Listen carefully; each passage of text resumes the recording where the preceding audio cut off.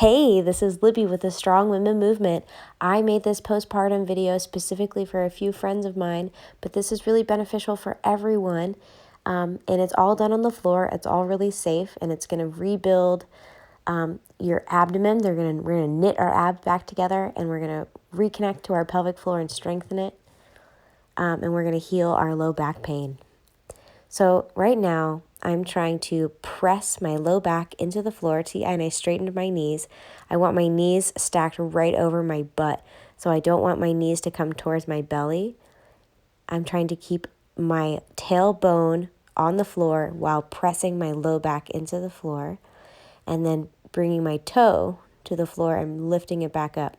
So I'm not doing these perfectly. My knee keeps coming towards my belly, and I really need to keep it so that my leg is straight and that my tailbone is, yes, I just corrected right there.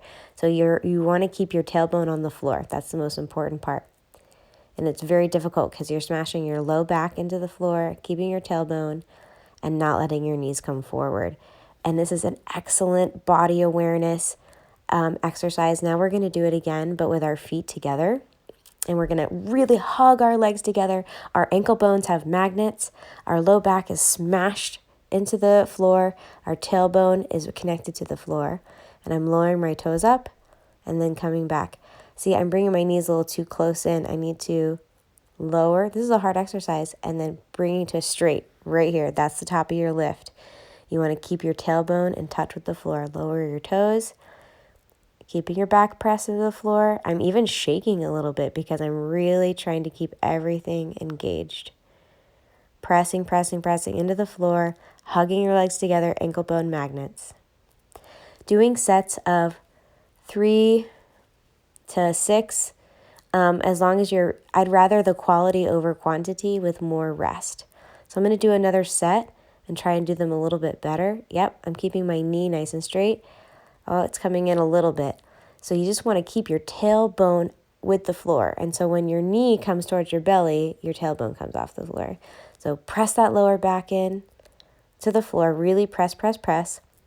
And then keep your tailbone down while control lowering your toe, alternating to the floor and back up. And then I'm breathing in and exhaling pretty frequently, like small breaths. And I'm doing it again with my feet together. Really hug your legs together. Lower. Press the low back in. Breathing in. I almost don't like fully exhale. I'm trying to use my breath like a valve. So I'm breathing constantly, but I'm not hyperventilating. I'm just really trying to control my breath and not fully exhale because I'm trying to maintain tension. So take little stretches in between. Now I'm sitting up, and we're going to do a Z-sit. This is my kitty. This is Ellis. He always wants to be involved.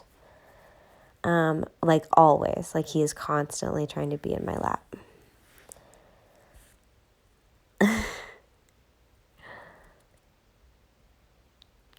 All right. And so I have one leg straight, and then I'm going to bend.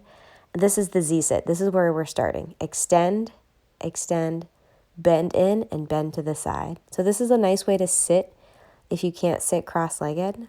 And alternating. And I'm holding for boat just for one moment, and then bend. So it's a coordinated exercise. And I would do this maybe 6 or 7 times. And if you're really feeling weak and not connected to your strength at all right now, you can totally put your hands behind you. Just make sure you're really active fingers, pack your shoulders in, and use your hands to support you. You can always modify it with your hands. And then I'm sitting up for a moment, really straightening my spine. It's always good to take time to straighten your spine, tuck your chin, and stretch out the back of your neck. All right, and right now we're going to go back to some Z-sit, side to side. Hold boat, and then bend and shift to the other side. 3 to 5 for each set. And 2 sets of 3 to 5. And then I'm doing another modified version. My feet are dirty. I've been walking around outside because it was so beautiful today. I really just wanted to be barefoot in the grass and the dirt. All right, and so now this is like a tabletop boat. So I'm lifting my hips and then coming into boat. Hands behind me. Think strong fingers and activated hands, and really pack your shoulders in. So you're not just dumping into your palms and impacting your wrist. Really try to engage your fingers and then hold boat. And then when I lift my hips, I really squeeze my glutes at the top. Like think about the lower glutes by your hammies. Squeeze your glutes, hold boat.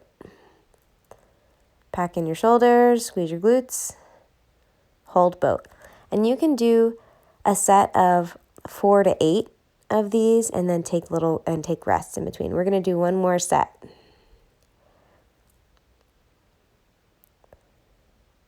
Lift your hips, squeeze your glutes, hold boat. Lift your hips, squeeze your glutes, and hold boat. Remember, take care of your hands and your wrists. Think strong fingers, strong hands. I just don't want anyone to feel ouchy on their hands sometimes. If we haven't put our weight into our hands and wrists in a while, it can aggravate them. So a way to mitigate that is to not just dump all your weight through your palm, but to distribute it with your hands. All right. Now we're going to do some bird dog. I'm in hands and knees once again. Strong hands. Also tuck that toe, which will help you balance. Curl in, extend out. Curl in, extend out. And do a set of 6 to 10. However many you would like to do, but 10 is the max. I just would rather them be quality over quantity. So once you feel like you're getting tired, or if you haven't exercised in a while, always do less reps. I would rather them be perfect. So in this exercise, I'm really trying to engage my pelvic floor. So those muscles that we stop ourselves from going to the bathroom, I'm engaging those muscles the entire time. Turning on my pelvic floor. Sometimes it wants to let go when I extend, and I keep holding. Tuck your toe, strong hands, curl in, extend. Curl in, extend. Hold your pelvic floor. Keep turning on your pelvic floor. Breathe in, exhale, keep on turning on your pelvic floor. Good work. All right, so now we're going to do some bridges, but this is like a massage ball. It's foam. It's like larger than a lacrosse ball. But you can use like a medicine ball, any type of like slightly larger ball, something larger than a tennis ball for sure, between your knees. And I'm pulling up my pelvic floor. I'm also really trying to slow control my vertebrae back down. So I lift my hips up, one vertebrae at a time, and then lowering down in that same fashion so that my butt is the last thing on the floor. Lifting hips up, really squeeze your glutes, pull in your pelvic floor, engage your tummy, pull it in towards your spine, and then slow control down. So I try to think about each vertebrae. It's like a snake, sort of setting your spine down and then also lifting your spine up from your butt on your way up. And then when I'm at the top, I really engage my glutes. I always time my exhale with my hip extension.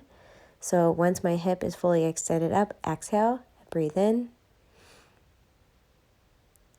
exhale, and then lower everything down, maintaining tension.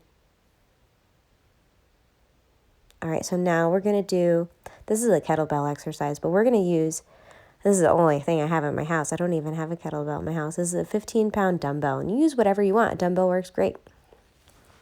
This is the Striker's floor press. So I'm imagining knitting my abdomen together. I'm looking through my feet. I'm kind of curling up. And so my abs are really pulling in towards my spine.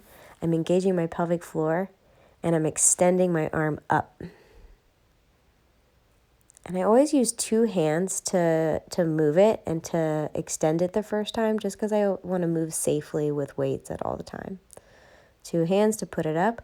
And I want to make sure I feel my bones stacked. So it's like I can feel the weight pouring through my bones into the floor before I lower and extend.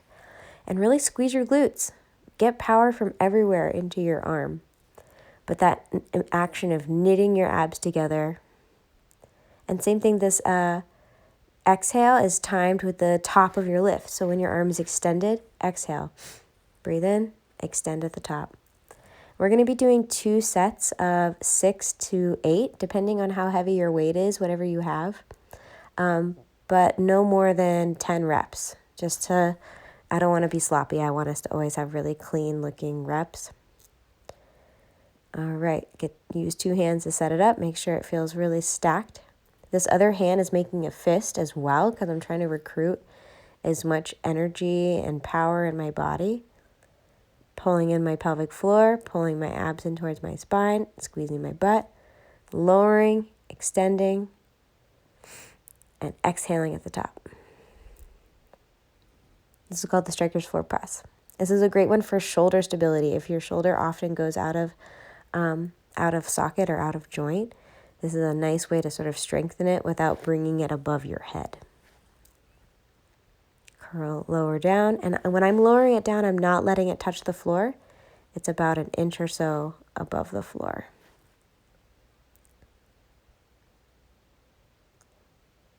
Nice work, ladies. Thank you so much for watching this video. Stay tuned. There's many more to come.